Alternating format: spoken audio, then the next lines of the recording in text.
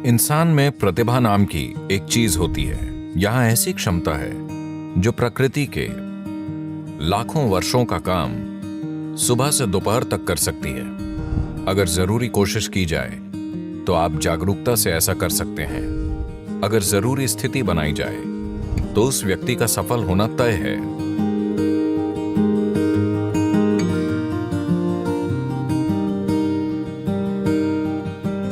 बात छोटी हो या बड़ी कोई फर्क नहीं पड़ता। मनुष्य अपने हर काम में सफल होना चाहता है। जीवन में अनंत दरवाजे मौजूद हैं। आप बहुत मेहनती हैं तो आप कुछ दरवाजे खोलेंगे। आप बुद्धिमान हैं तो कई दरवाजे खोलेंगे। पर अगर आप वाकई जीवंत हैं तो दरवाजे खुद खुलेंगे। सफल होना लोगों के लिए इतना जटिल हो जाता है कि वो सफलता क्यों चाहते हैं ये आम तौर पर वो बिल्कुल भूल जाते हैं और वो सफलता के सिद्धांत बुनना शुरू कर देते हैं। हर तरह के सिद्धांत, जैसे सफलता क्या होती है। क्या मैं चुटकुला सुना सकता हूं? आप बहुत गंभीर दिख रहे हैं।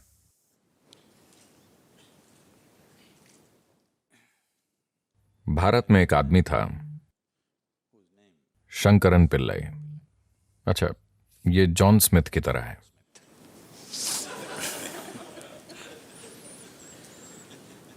उनका बेटा अमेरिका आया। जाहिर है एक भारतीय युवक, यानी वो एक सॉफ्टवेयर इंजीनियर था। वो टेक्सास गया और वहां काम करने लगा। फिर उसे एक अमेरिकी महिला से प्यार हो गया। वो परेशान हो गया क्योंकि भारत में ऐसा प्रेम अपराध है। वो परेशान हो गया। फिर उसने अपनी मां को बताया। फिर मां ने पिता को बताया और पिता फट पड़े। वो उन्हें समझाने के लिए घर गया, पर बात नहीं बनी, क्योंकि भारत में कोई शादी करना चाहे तो लोग उसके परिवार की 500 पुश्तें जांचते हैं। वो उस व्यक्ति के वंश की शुद्धता देखते हैं जिससे आपकी शादी होगी। तो अमेरिका की एक गोरी महिला, आप उससे कैसे शादी कर सकते हैं? हम उसका वंश नहीं जानते, वो कहां से आई है, उसका वंश क्या है, दादा दादा दादा। तो वो समझा नहीं पाया और वापस आ गया और उसे फिर से प्यार हो गया और वो आगे बढ़ गए। तब शंकरन पिल्लई अपने बेटे को त्याग कर बोले, मेरा तुमसे कोई लेना देना नहीं है। फिर साल बीते, उनका एक बेटा हुआ और उसकी तब की तस्वीर थी जब वो पैदा हुआ था, और पत्नी रोजाना अपने छोटे बेटे की तस्वीर फेसबुक पर अपलोड करती थी। छोटा सा बच्चा बड़ा हो रहा था। वो बेटे को त्याग चुका था, पर पोते की बात अलग होती है। धीरे धीरे 1-2 साल में उसे इस छोटे बच्चे से प्रेम हो गया जिसे उसने देखा तक नहीं था। फिर लोग अमेरिका से उसके पास आने लगे, अरे आपने अपने पोते को नहीं देखा? ओह, आप उसे जरूर देखिए, वो आपके जीवन का फल है। धीरे धीरे उसे इच्छा हुई। फिर उसने तय किया वो अपने बेटे का चेहरा नहीं देखेगा, पर अमेरिका जाकर सिर्फ पोते को देखेगा। और उस गोरी औरत को तो बिल्कुल नहीं देखेगा। फिर वो अमेरिका गया और उसे एक 7 साल का ऊर्जावान युवा लड़का मिला। वो एक फार्म में रह रहे थे। वो यहां वहां कुछ करता रहता था। उसे इस छोटे साथी से गहरा प्रेम हो गया। फिर एक दिन वो लड़का बोला, दादाजी आओ, मैं आपको तीरंदाजी सिखाता हूं। वो उस लड़के के साथ फार्म में गया और वहां उसने 8 लक्ष्य देखे। वो सभी तीर बिल्कुल निशाने पर थे। शंकरन पिल्लई ने यह देखकर सोचा, अरे ये मेरा पोता है। उसे भारत के सभी महान तीरंदाज याद आ गए, अर्जुन और एकलव्य, और उसे भविष्य दिखा। ओलंपिक स्वर्ण पदक आसमान से गिर रहे थे। फिर उसने पूछा, तुमने कहां से तीर चलाया? लड़का बोला, 20 गज से। क्या?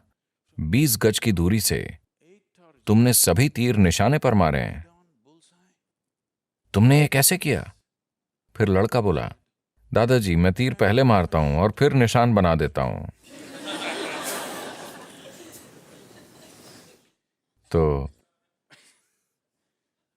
सफलता से जुड़े ये सिद्धांत रुकावट बन सकते हैं, और मैं लगातार ऐसे लोगों के साथ रहा हूं, वो एक हद तक सफलता पा चुके हैं, पर उनका जीवन उनकी सफलता के सिद्धांत में फिट नहीं हो रहा है और वो ढांचा टूट रहा है, पर उन्हें लगता है कि कुछ गलत है। कुछ गलत नहीं है, वो बस बेहतर हो रहे हैं, स्थितियां उन्हें आगे बढ़ा रही हैं, पर उनके सिद्धांत टूट रहे हैं, तो वो अपनी सफलता से दुखी हैं।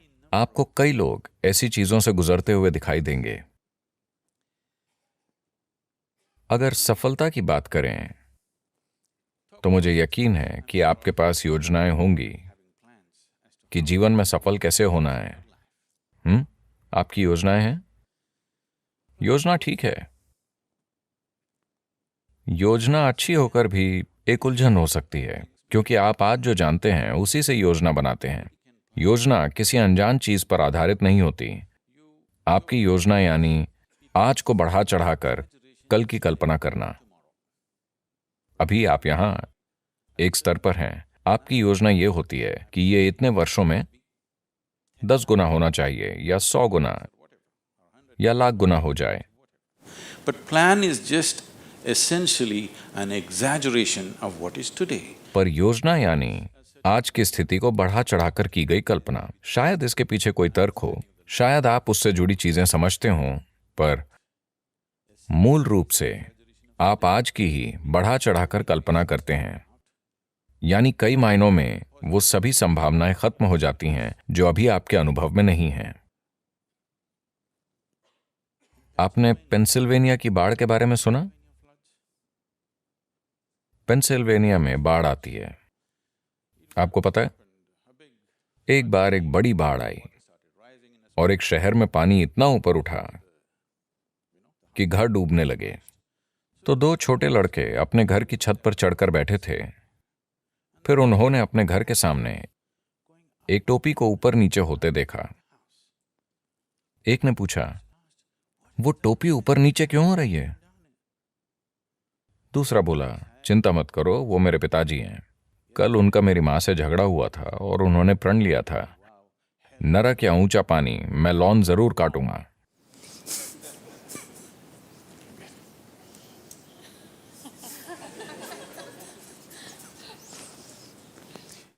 तो योजनाएं परेशानी बन सकती हैं। योजनाएं बनाना अच्छा है, पर ज्यादा जरूरी यह है कि एक उद्देश्य हो। अगर उद्देश्य है तो योजनाएं बनती जाएंगी, योजनाएं फेल होंगी और फिर नई योजनाएं बनेंगी। जो होना है होगा। आप एक उद्देश्य पर टिके रहें तो बाकी चीजें उस उद्देश्य की मदद करेंगी। पर अगर आप किसी योजना पर टिके रहेंगे तो वो योजना खुद एक रुकावट बन सकती है। योजना संभावना भी है। योजना बनाकर रखना ठीक है, लेकिन आपको योजना को थोड़ी दूरी पर थाम कर रखना चाहिए। आपको योजना से अपनी पहचान नहीं जोड़नी चाहिए। सफलता की प्रक्रिया, देखिए, मूल रूप से सफलता की चाह हर इंसान में होती है। आप उसमें थोड़ी आग डालकर उसे अपना जुनून बना सकते हैं। लेकिन अगर ये आपके अंदर की एक जरूरत बन जाती है कि आपको सफल होना ही है वरना आपको बहुत दुख होगा, तो फिर आप दिक्कत में पड़ने वाले हैं, एक गंभीर दिक्कत। हमारे जुनून जहर बन सकते हैं। If we start becoming resentful for the non-fulfillment of those passions, हमारे जुनून जहर बन सकते हैं अगर हम उन जुनून के सफल न होने पर नाराज होने लगें। तो जहर बनने से मेरा मतलब है कि आज ये दिखाने के लिए काफी मेडिकल और वैज्ञानिक सबूत हैं कि नाराज होने पर, जब आप किसी चीज से गुस्सा होते हैं या चिड़चिड़े होते हैं, तो आज डॉक्टर चेक कर सकते हैं। हम आपका खून लेकर यह देख सकते हैं कि आप अपने सिस्टम में जहर डाल रहे हैं। ये वो जहर है जो आप पीते हैं पर दूसरे के मरने की उम्मीद करते हैं। जीवन ऐसे नहीं चलता। अगर आप जहर पिएंगे तो आप मरेंगे, यही ठीक है, यही ठीक है ना? आप जहर पिए तो आपको मरना चाहिए, मैं जहर पीकर उसे मारना चाहता हूं, ऐसा नहीं होता। like that. तो ऐसी भावनाएं हमारी क्षमता को छीन लेती हैं। देखिए, इंसान में प्रतिभा नाम की एक चीज होती है, हर इंसान में होती है, वो उसे जीवन में कभी ना कभी छूता है। पर प्रश्न ये है कि आप उसे कितनी बार छूते हैं, यही प्रश्न है। You sparked once in your lifetime. That's not good enough. You must be sparking all the time, isn't it? आप अपने जीवन में एक बार चमके, ये काफी नहीं है, आपको हर समय चमकते रहना चाहिए, है ना? प्रतिभा क्या होती है, इसे समझने के कई तरीके हैं, पर सबसे आसान तरीका यह है कि हम हमेशा तार्किक विचारों को ही बुद्धि मानते हैं। नहीं, तार्किक विचार शायद अगले 25 वर्षों में बेकार हो जाएगा, क्योंकि तब शायद आपका कंप्यूटर हर तरह के तार्किक विचार पैदा करने के काबिल हो जाएगा, आपसे कहीं बेहतर और कहीं ज्यादा तेज।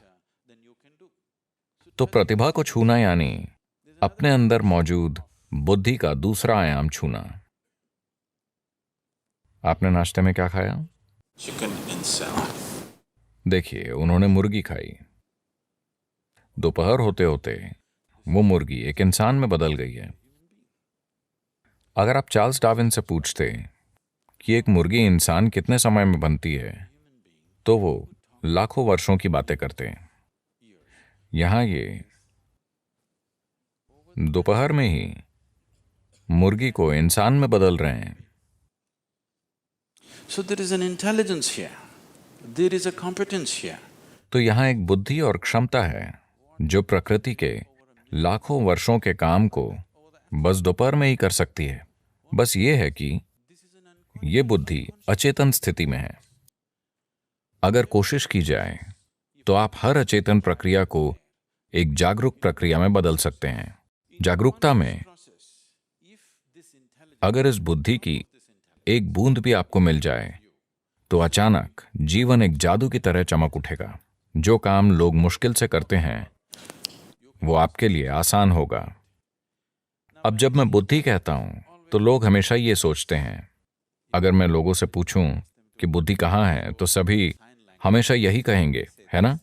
वो ये या ये या ये या ये नहीं कहेंगे। पर आपके शरीर की एक कोशिका आपके दिमाग से कहीं ज्यादा काम कर रही है।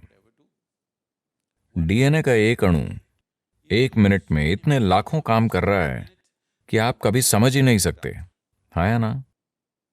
तो योग में या योग विज्ञान में हम कभी भी किसी चीज को मन नहीं मानते। मन जैसी कोई चीज नहीं होती। एक भौतिक शरीर है और एक मानसिक शरीर है। शरीर से सोचना सीखना होगा। ये एक छोटा सा सेशन है, अभी ये बात नहीं करनी चाहिए, पर यह बताना जरूरी है। कई चीजें हैं जो मैं खुद एक ही समय में करता हूं, क्योंकि कोई मुझे बताता है, अभी इस सत्र से पहले कोई कहता है, सद्गुरु इस इमारत की योजना बनानी है, क्योंकि हम सब कुछ खुद करते हैं। अब यहां से जाने से पहले मेरा बिल्डिंग प्लान तैयार होगा, वो अभी यहीं बनेगा, क्योंकि मेरे दिमाग में 12 से 14 चैनल वाकई चलते रहते हैं। सिर्फ दिमाग में ही नहीं, शरीर से भी सोचा जा सकता है। आप शरीर से सोचना सीख लें तो कभी सिरदर्द नहीं देगा, यह सबसे अच्छी बात है। इतनी जिम्मेदारियां हैं और कई चीजें एक साथ चल रही हैं, तो क्या तनाव नहीं होता? बिल्कुल नहीं होता, क्योंकि आप अपने एक गहरे आयाम का इस्तेमाल कर रहे हैं और सभी कर सकते हैं। यह आयाम सभी में है। शायद आपके तर्क का स्तर किसी दूसरे से कम हो, सभी की तार्किकता अलग अलग होती है, पर हर इंसान, अगर आप एक गाजर खाते हैं तो उसे पचा सकते हैं, यानी आप में बुद्धि का एक और आयाम है। हाँ, अगर कोई व्यक्ति ऐसी स्थिति बनाए कि सिस्टम के अंदर जो भी है वो आपके लिए उपलब्ध हो, तो ऐसे व्यक्ति का सफल होना तय है।